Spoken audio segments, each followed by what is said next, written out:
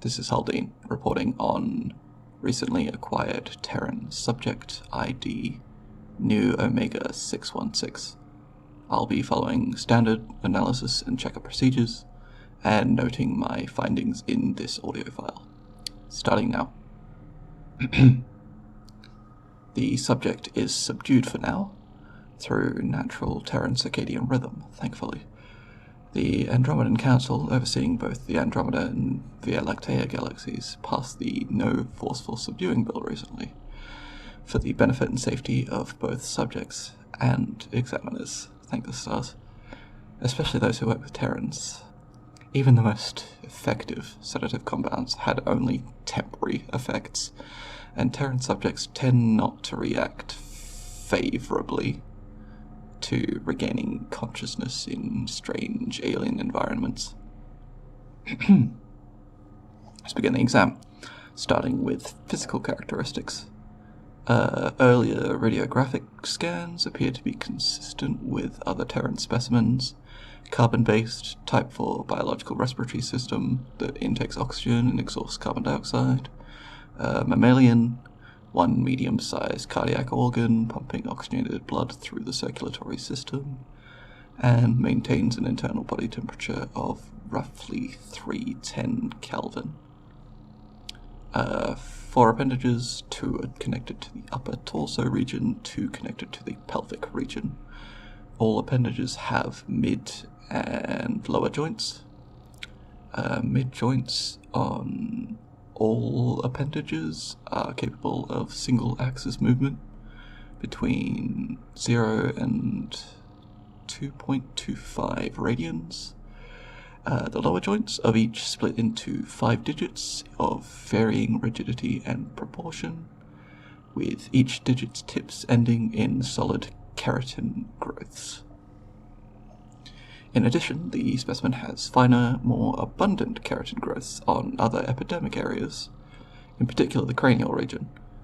The states of the ends of these growths would appear to suggest some kind of modification, likely for practical or hygienic or cosmetic purposes. Okay.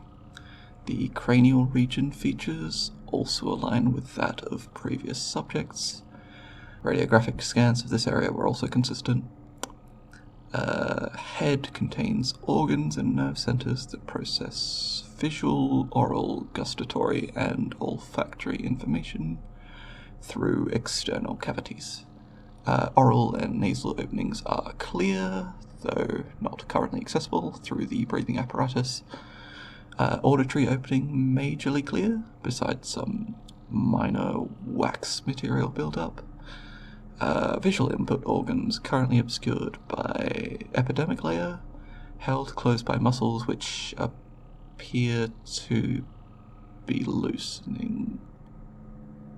Oh my stars. The specimen's gaining consciousness.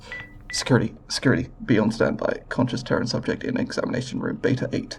Permission to subdue is only granted if, and only if, the subject becomes hostile. Exam supervisor will now initiate conflict de-escalation procedure.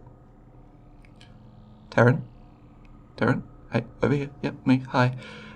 Please remain calm.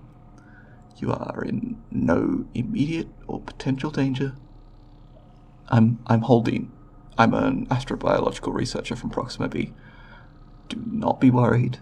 I do not wish to harm you. I apologize for startling you. Had you not awoken, you would have never known we performed this exam. It was purely a non-invasive visual observation exam. I promise to you that you will be back on your homeworld in due time. Our course is already being set back to your homeworld, as a matter of fact. The journey should only take another 7 minutes. You can remove the breathing apparatus if you'd like. This is an oxygen-saturated room. Just do whatever you need to calm yourself. In the meantime, my knowledge of Terran emotional processes informs me that socialization can be comforting in stressful situations. Would you like to converse? Perhaps about a familiar topic like your homeworld? Very well. Thank you. Your cooperation is very appreciated.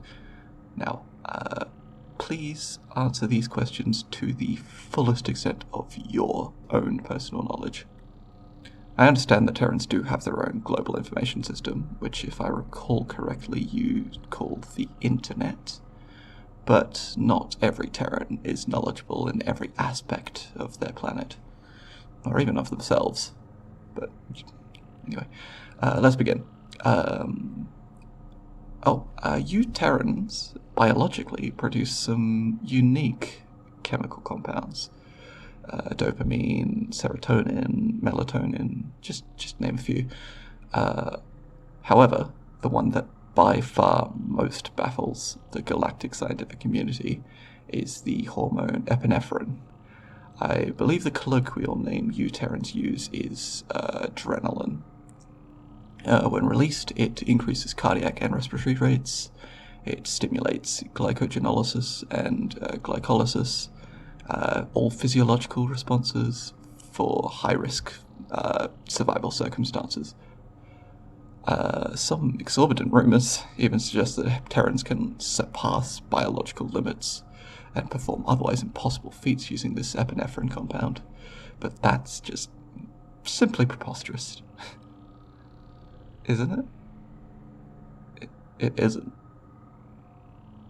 So, you mean to tell me the account of a Terran lifting a vehicle 20 times their own body weight to save an infant Terran was true? It was. And Terrans wrote stories about it? What kind of stories? Superhero comic book, I see. Very intriguing. I would like to refer this to my friend in Terran Culture Studies, if you don't mind. No? No. Thank you. I understand Terrans have divided their land masses into multiple different types of arbitrary regions. Continents, countries, states, territories, provinces, etc. Scout missions from our troops that were deployed to any one of these regions reported anything from dangerous, venomous, or poisonous wildlife to extreme environmental temperatures to repeated instances of essential resource scarcity. And yet, Terran fauna and flora, especially your species, continue to survive. How is that? Oh, I see. So, Terrans rely heavily on living in packs, bonded by genealogy or social relationships? And most of these settlements are, as you say, communal? That is significantly more reasonable than settling in a barren wasteland, like your planet's magnetic poles. That would just be equally preposterous. What? Wait, Terrans have settled there? But how do they deal with the resource scarcity issues? The severe states of weather? The settlements share resources? Work together? Across the planet? Isn't that more effort than just moving the settlements? It is. But you do it anyway? You Terrans haven't quite perfected space travel just yet, but I refuse to deny your perseverance. Like rocket propulsion, so lost Eon. Just a moment. This is Haldane responding to update call. Affirmative, the subject is calmed and of no immediate threat. Understood. Signing off. Very well. Follow me, Terran. I'll guide you to the airlock so that we can return you to your planet, and you can resume your hibernation. Or sleep. Apologies, the universal translator is like scientific first, and casual second.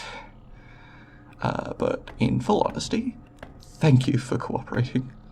Don't tell the crew I told you this, but you are technically classified as the most dangerous life form on this ship.